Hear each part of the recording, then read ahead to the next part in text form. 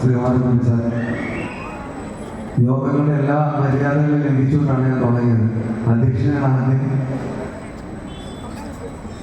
ആദ്യം അധ്യക്ഷനെ അഭിസംബോധന ചെയ്യണമെന്നാണ് യോഗ നടപടിക്രമം. എനിക്ക് ഇത്രയും വലിയൊരു മനുഷ്യനിരിക്കുമ്പോൾ അദ്ദേഹത്തെ കുറിച്ച് പറയാതെ വേറൊന്നും എൻ്റെ തലയിൽ ഒതുക്കുന്നില്ല എന്നതാണ് എൻ്റെ സത്യം.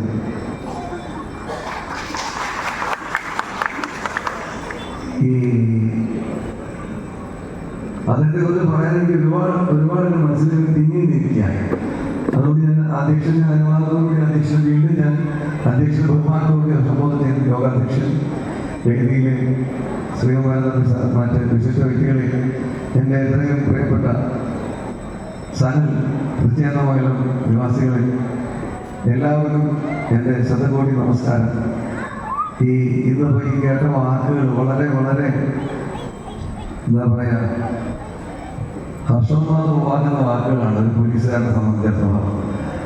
ഒന്നാമത് ഇങ്ങനെ ഒരു സാംസ്കാരിക സമ്മേളനത്തിന് ഒരു പോലീസുകാരൻ തന്നെ വേണം എന്ന് തീരുമാനിക്കുന്നത് ഒരു പ്രത്യേക തരത്തിലുള്ള സുഖം പോലീസുകാർക്ക് മൊത്തം തരുന്നുണ്ട്.